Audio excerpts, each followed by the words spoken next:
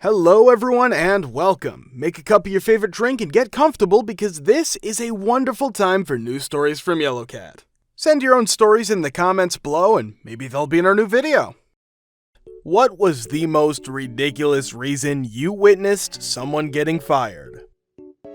One of our IT admins landed a job with Microsoft as a field engineer. Big day for him, but they wanted him to start in 1 week. HR pitched a fit saying he had to give 4 weeks notice or forfeit all his accrued time off. He started arguing with them over this, words were said, and they terminated him at the end of the week. They gave him 4-week severance and said he could never work there again. He didn't cry about it. 6 months later, we call MS for on-site support. Guess who shows up? Classic. Worked at a same-day procedure facility. One of my nurses was legally blind, often describing what she saw as looking through a pinhole. When she was having trouble seeing something clearly, she would squint her eyes. We had a full case of patients that day, and every single one loved her. Then, at the end of the day, we had a return VIP patient. Nurse is sweet as candy, starts to squint when charting. Patient says the nurse must hate her job because she looks unhappy. Scrub Tech had it out for her and told the supervisor, who told the president. They were going to fire her on the spot. Everyone else vouched for her, so instead, she got written up for the stupid reason of having a resting bee face when trying to see and then quit the next day. I was fired from a restaurant for not working someone's shift after they called out. It was not my scheduled shift and I had never agreed to work it, but wouldn't stay and work what would have been over 12 hours, so the manager fired me as I left from my shift. I got fired because I never knew I got hired, so I never showed up on my first day. They forgot to tell me. Idiots. I got hired at a company that forgot to tell me.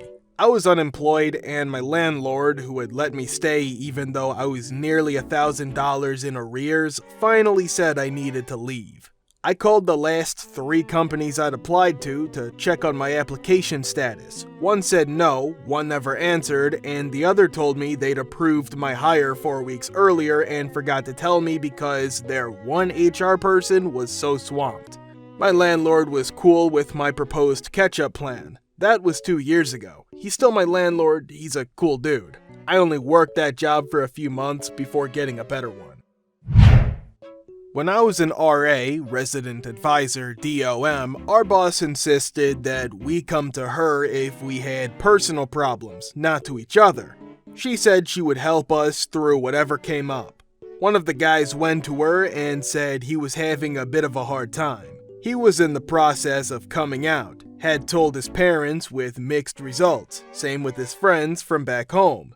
He was starting to date dudes, and he was nervous about first time with a man. She fired him the next day because she said he couldn't handle his personal life and the job. A couple of weeks later, she asked the staff why no one wanted to talk to her and would leave the room when she entered.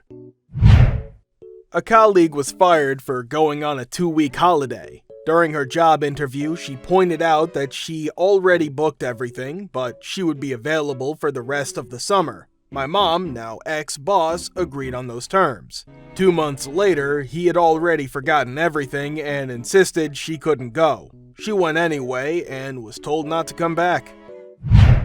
Guy I worked with made a complaint to HR about his supervisor and the work conditions. He was fired. And employee, Tom, had scheduled vacation several months out for a cruise. His manager quits a short time later and Jerry, the new manager, comes in. The day before vacation, Tom mentions to Jerry that he'll see him in a week and a half. Jerry, what now? Tom, my vacation. I'm going on a cruise. Jerry, I never approved that. You can't go. Tom, Woody approved it. At this point, the two go into Jerry's office for a sane and level-headed conversation about staffing levels and what to tell a new manager when they get onboarded. I worked in IT and get a text about 20 minutes into their meeting. Text from Jerry. Stop Tom's email now. I show a coworker the text and we exchange a look that says, Jerry's gonna fire Tom. So I cut the email off. HR walks over and they continue their sane, rational conversation. At some point, HR texts me, was Woody's email and calendar forwarded to Jerry? I replied, you know it was, girl, or something less pithy. 20 minutes later, Tom walks out, grabs his keys from his desk, and leaves.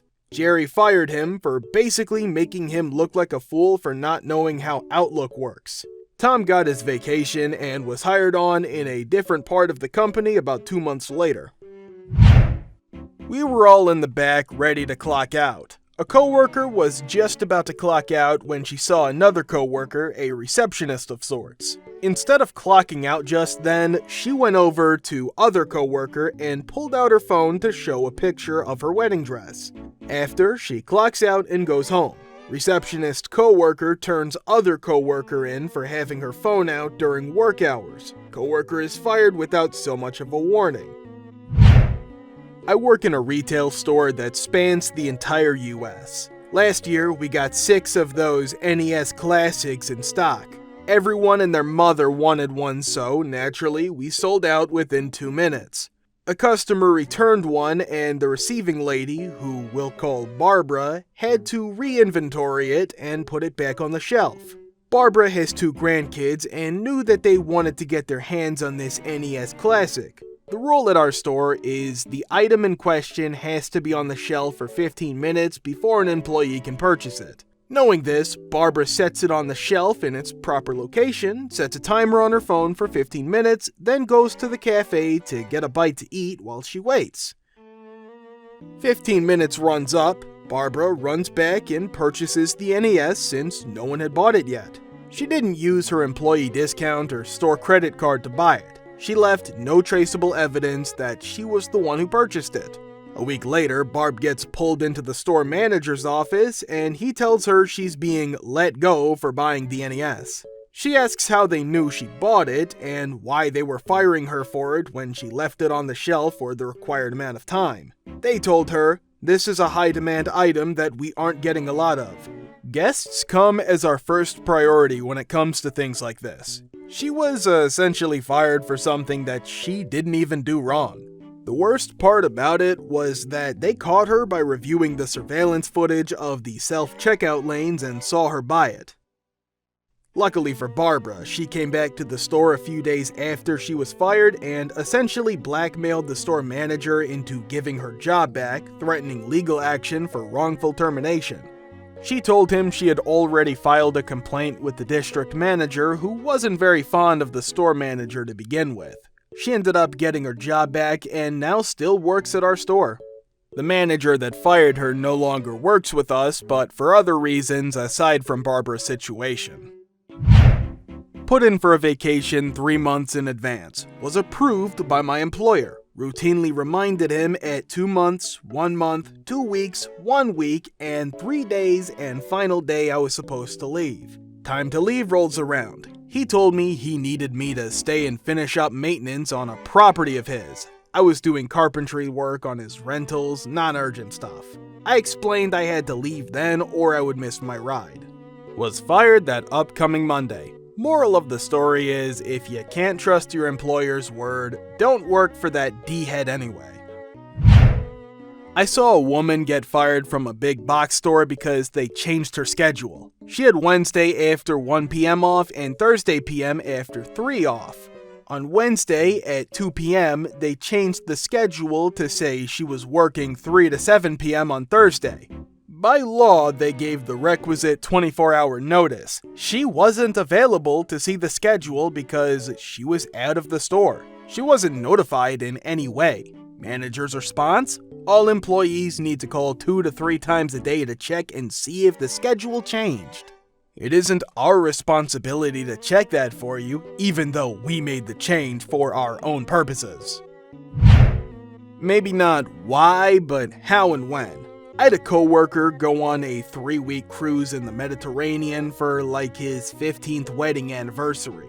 He had plenty of vacation, gave something like an 8-month notice, talked about it for weeks and weeks before he left. About 4 days into his 3-week dream cruise, they called him and told him they were letting him go, that his job was no longer necessary or whatever. That's just S. Let the man have his vacation and terminate him when he returns.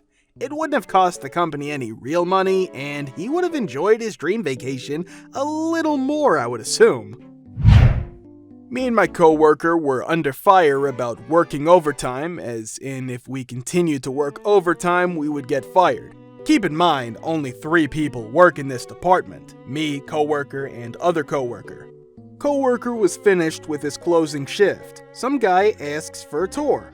Coworker politely declines, explains that we are closed, and offers to schedule a tour. Guy gets very upset, complains to higher-ups. Next day, coworker gets fired.